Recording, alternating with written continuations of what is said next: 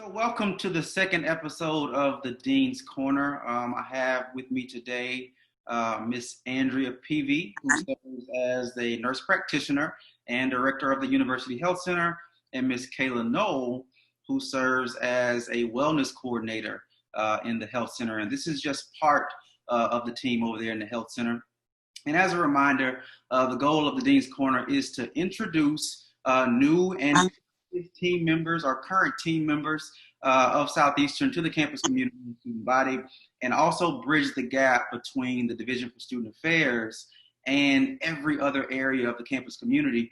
And this is perfect because the University Health Center is actually housed under the Department of Nursing and Health Sciences. Is that correct? Correct. Perfect. So what we seek to do is go outside the division and really talk to our partners and collaborate and do as much as we can together. And this is a perfect opportunity for that. So what we're going to do, just to get started, is go ahead and let Miss Andrea and Miss Kayla introduce themselves in the manner in which they choose. You know, tell us how long you've been at Southeastern, your career path, you know, your trajectory, what brought you here, all the above.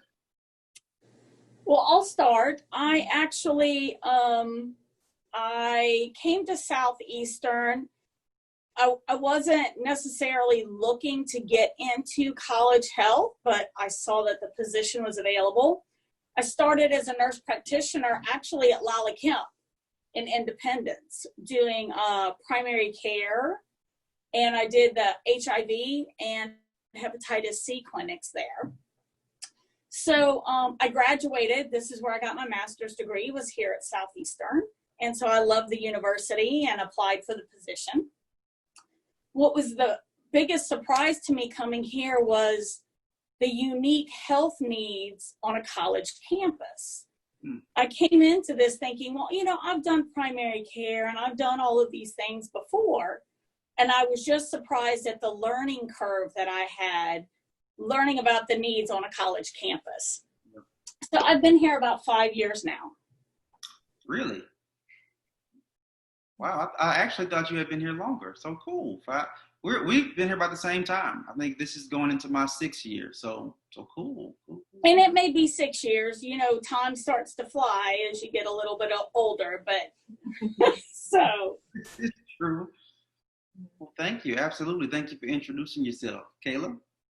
My name is Kayla. I've been at Southeastern basically since 2012. I was an undergraduate student here. I came back and got my master's degree here.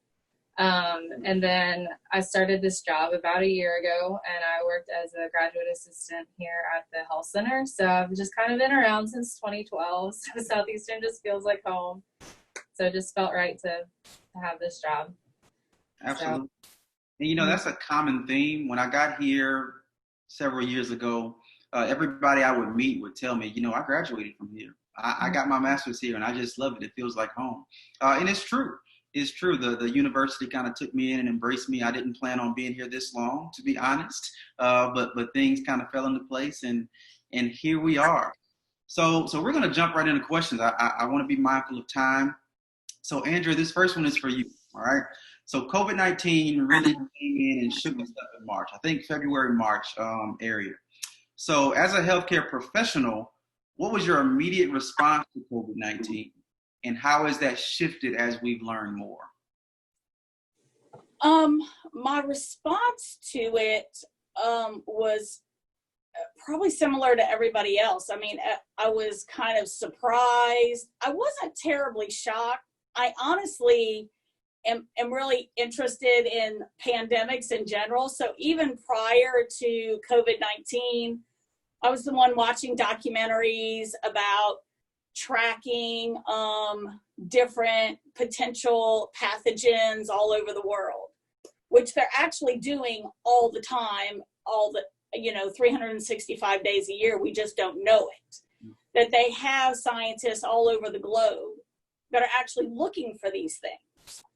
So I thought it was really interesting at first, until everybody's life just got totally turned upside down. And then at that point, sorry about the phone. Mine may ring too. Honestly, part of my response was, it could be a lot worse. And I know people probably don't think that, but COVID, it really could be worse. This could have been a pathogen that was, spread much easier, or that more people that had a higher mortality rate. Yeah. So, it's interesting that you meant that you said that, this is something people do all the time, as far as look for pandemics. I actually just did it was a contact tracing course through Coursera that was put on by Johns Hopkins. And they talked about how, scientists do this all the time. So you're spot on. It's not anything new that they track these things down and try to figure out, how it started or where it's going. But it's something that's been happening for a while. So, great insight. All right, so Kayla, this is one for you from a wellness perspective. So overall, health and wellness plays a large role in just managing day-to-day life. So what are your thoughts on the impact COVID-19 has had on the overall wellness of people within society? I think it's impacted a lot of people significantly. Mainly I see with stress, because with the whole COVID thing going on right now, it's a lot of unknown in the future, especially like with school and maybe jobs. Some people may still be out of a job. So it's just in all aspects of wellness, it's just hitting people basically in every aspect. And then, also like, people are concerned about the health of themselves if they have an underlying condition or a family member that could be easily affected by COVID, the stress of that.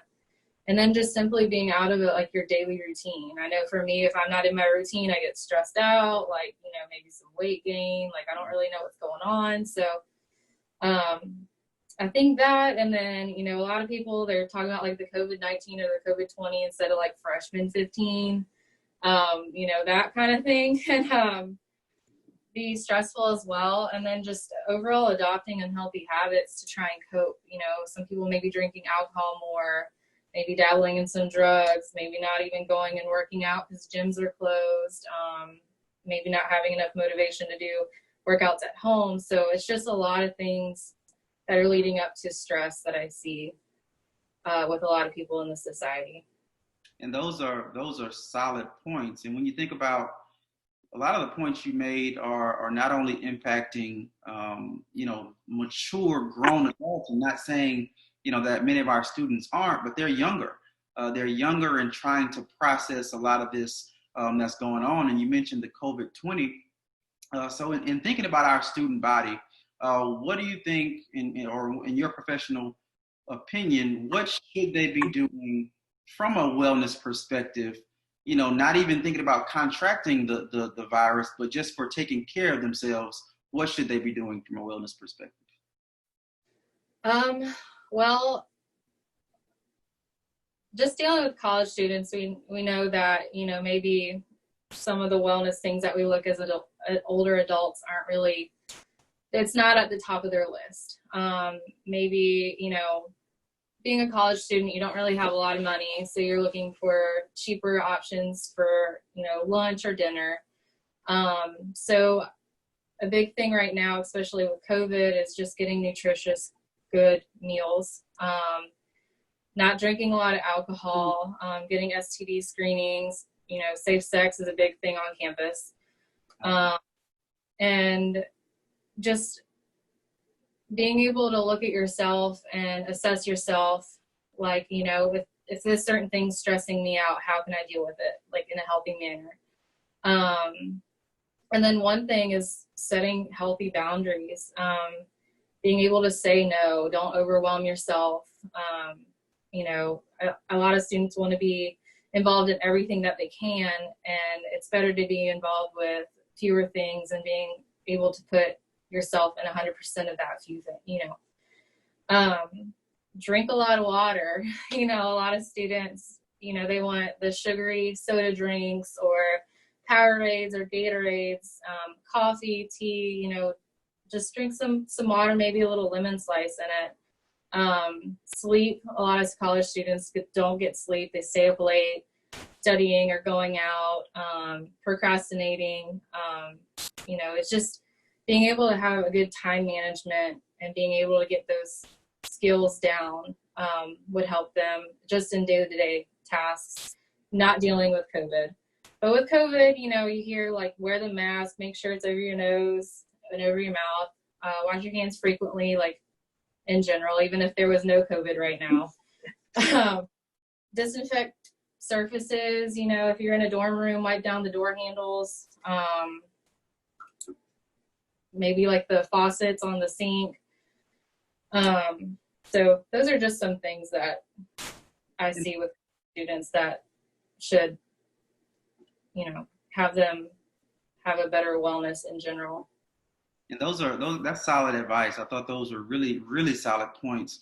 It really seems like it comes down to them just, being disciplined, of course, assessing their situation, and making the right decisions. So those are all, and it's easier said than done, especially I've been a college student. So, and I understand not having the budget to eat healthy, but taking care of the things that we can control would put us in a better situation regarding wellness. So great tips.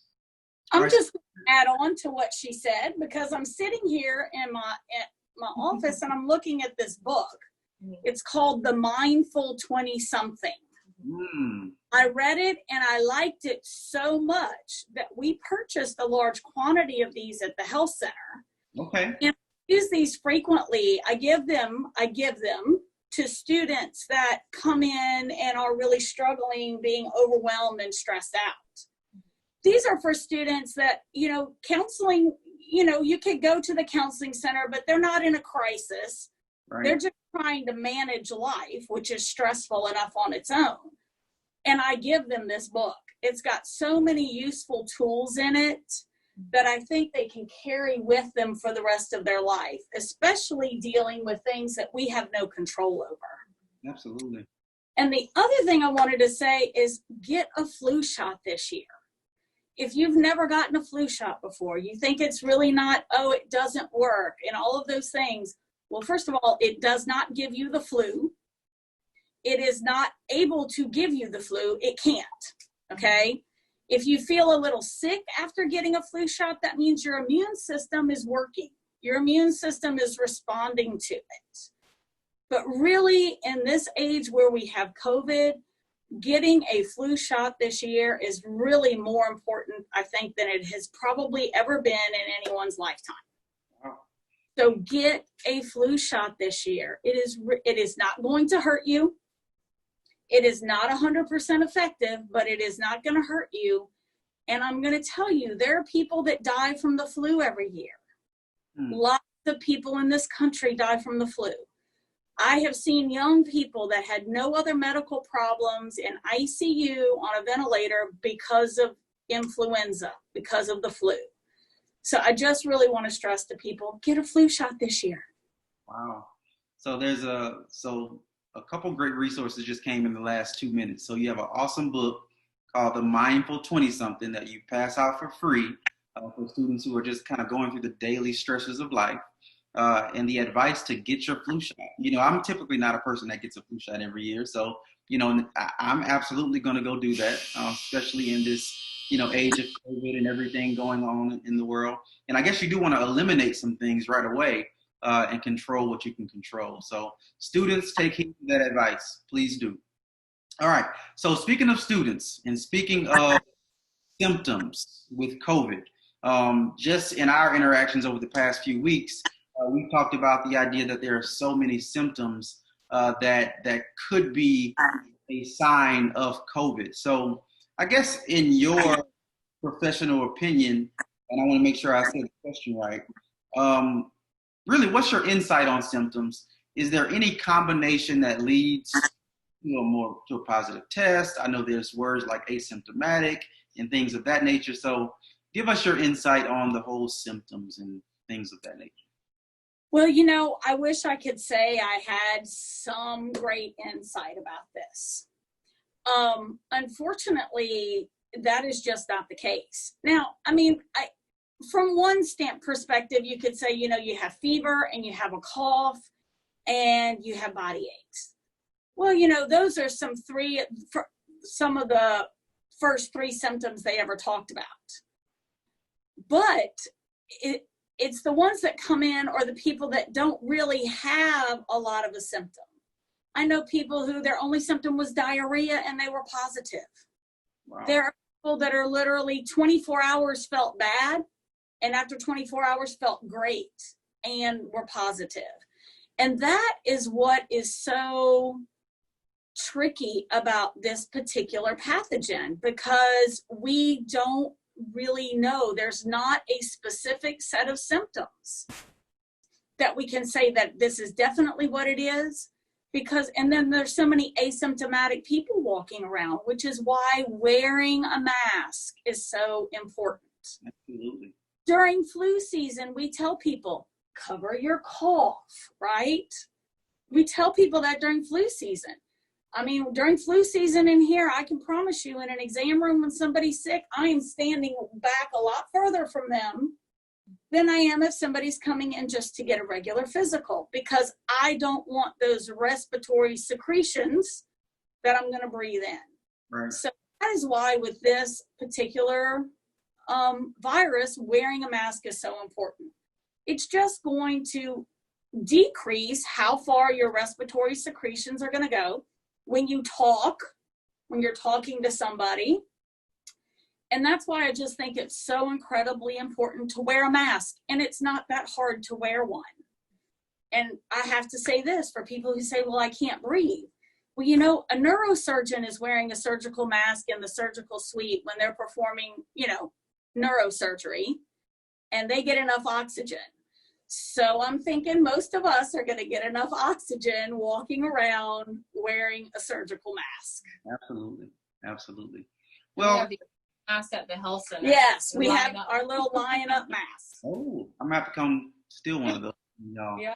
Well, that's great insight, and I really appreciate you addressing, the importance of wearing the mask, because I've gotten tons of emails, after we kind of released the mask policy and the face covering policy, of students just saying, I'm not going to wear it. And what's going to happen if I don't? And I'm going to have Mr. Curtis Myers on next week talking about what will happen if they don't wear a mask. But I thought it was very important and effective for you to kind of explain from a healthcare professional standpoint why we wear a mask, and even relating to the flu season and the importance of covering your cough. So along that same, I guess, train of thought, if a student does feel ill on campus, what should they do?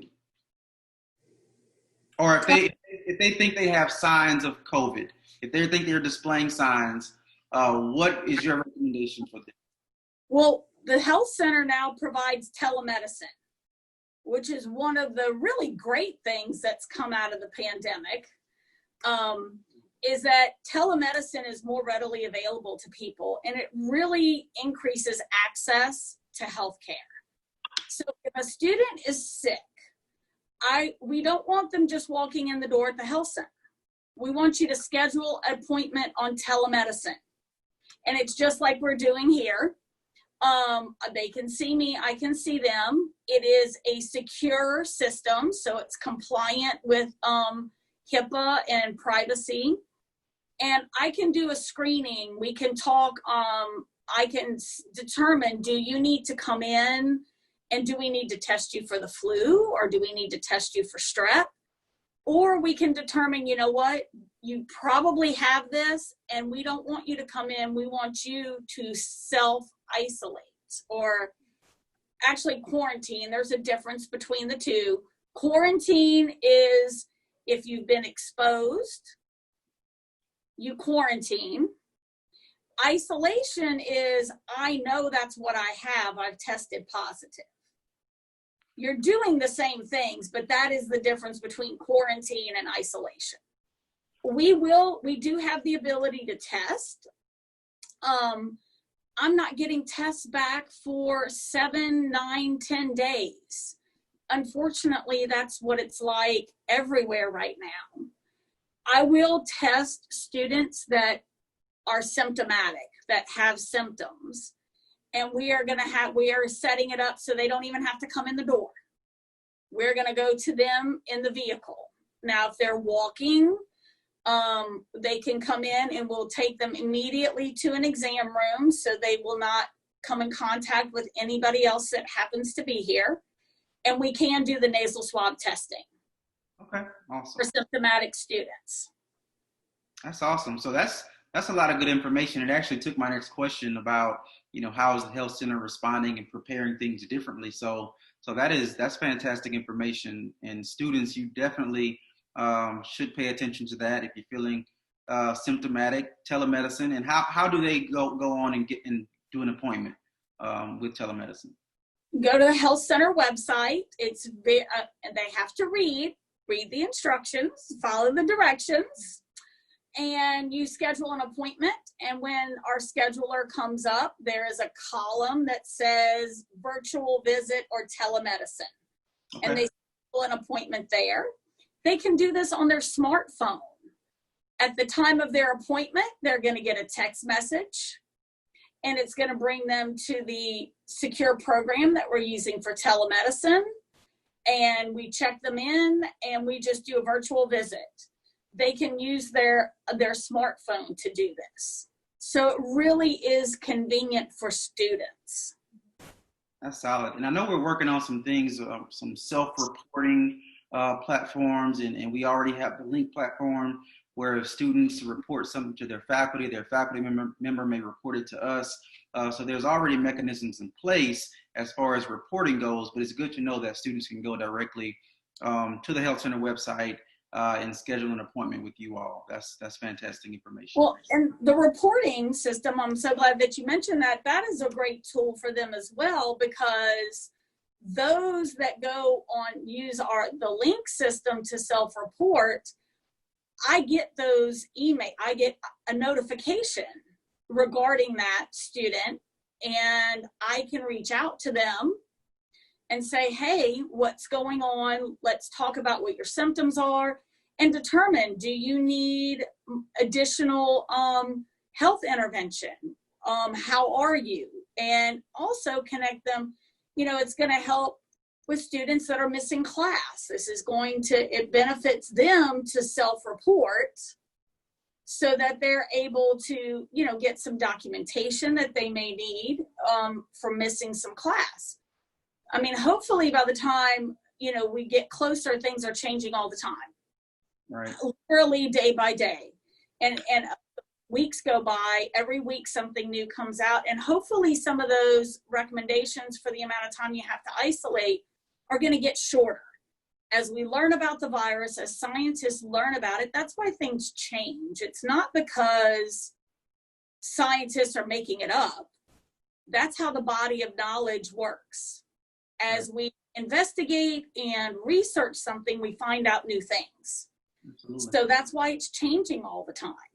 And hopefully, as we get closer to school starting, the number of days that you need to isolate and quarantine may get shorter because they're learning more and more about the virus.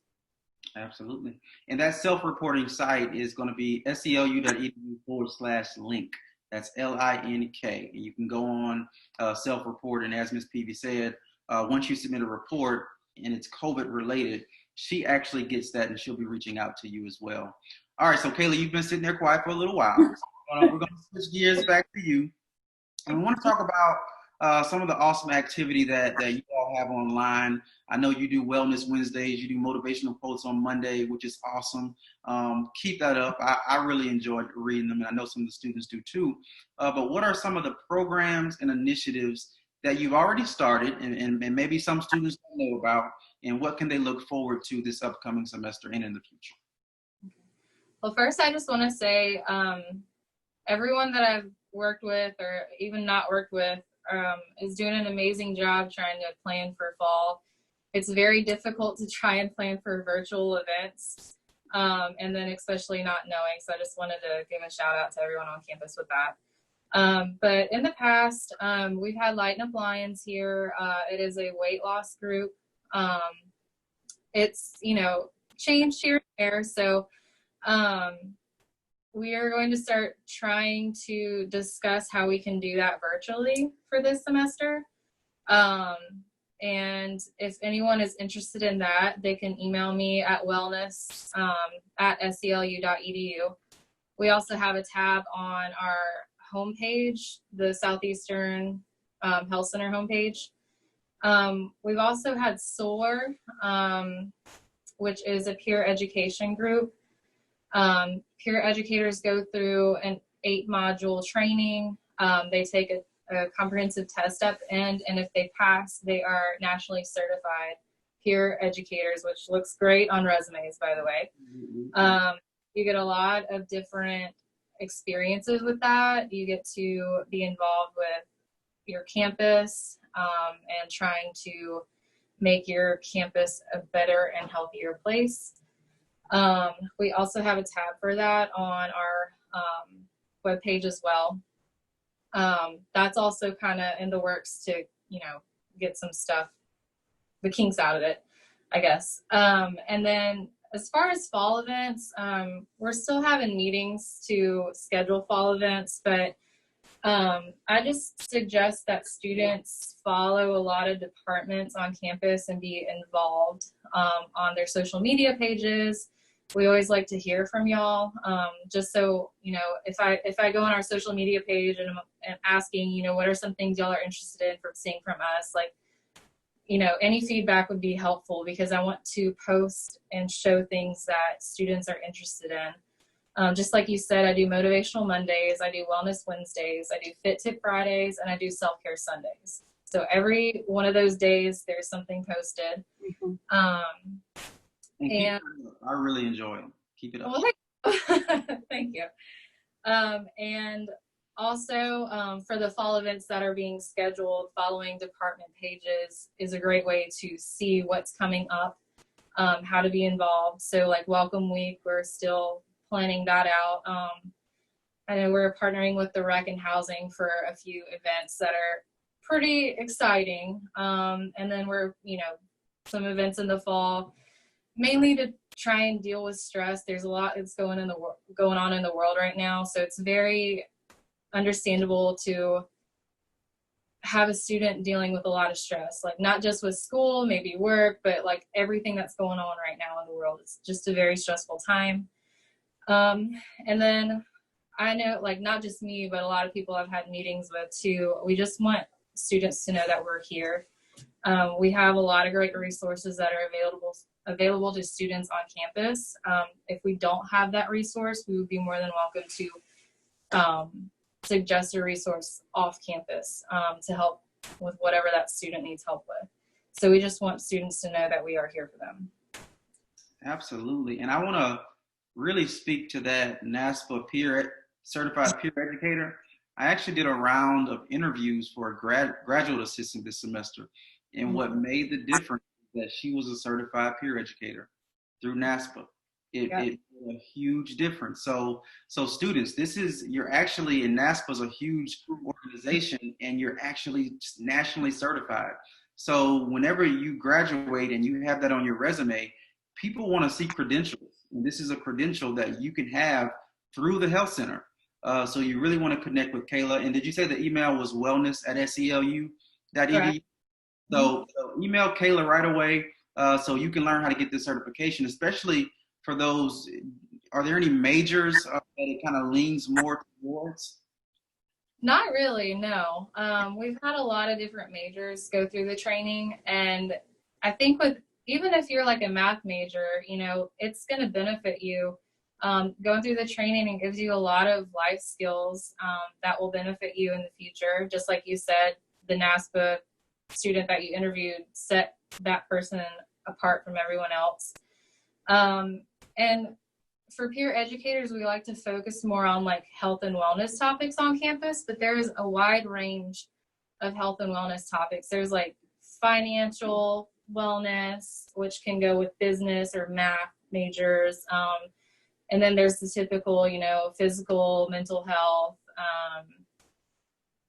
STD and STI, safe sex kind of stuff. Of course, that's, a big thing on campus too, but there's a wide range that with whatever the student feels comfortable with and wants to talk to peers about, Gotcha. Gotcha. This has been an awesome time, and I know we might be a little bit over 30 minutes, so I do have one more question, and I really want each of you to give our students a piece of advice. It doesn't have to be health related. You know, we're 3 weeks away from the semester, so as they're getting ready to come back, you know, in this environment of unknown, you know, for our class of 2024, this is going to be all they know. But for our returning students, it's going to be a world of difference. So do you have any advice? It can be health related, it can be anything, to give to our students.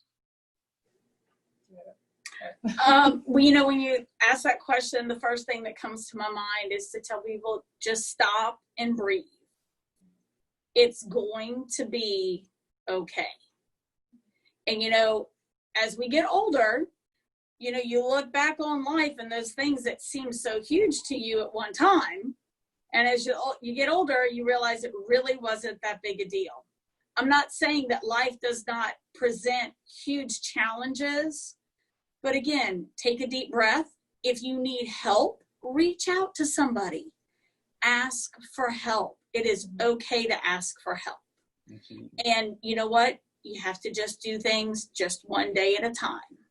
Do not worry about what's going to happen 5 years from now. Just worry about today and take care of the things you need to take care of today. Absolutely.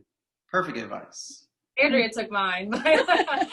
Same with Andrea. But on top of that, just things work out in the long run. Try not to stress over little things, and a really important thing is just to check in with yourself, so that way, you know, you remain healthy, and you can get the resources that you need, and you know, you can put your best foot forward with checking in with yourself. So that would be mine. And we're here to succeed. That's what we want you to do. We want to help all of the students reach their goals and be successful. Absolutely. And I can attest to that. The Health Center has been an awesome partner. You know, every chance they get, they reach out to DSA. When we reach out to them, they're always responsive. So it's no different for students. For students, please reach out to the Health Center. Follow them on Instagram at Oh, I don't have it right in front of me. the Health Line. We'll put it in the comments. But follow them on Twitter. There's a lot of good information, a lot of great details that come out on a regular basis. So this is the Dean's Corner episode 2 with the University Health Center, and we're signing out. And before we do, we always do a quick line up. All right. Thank y'all so much. Bye-bye. Bye.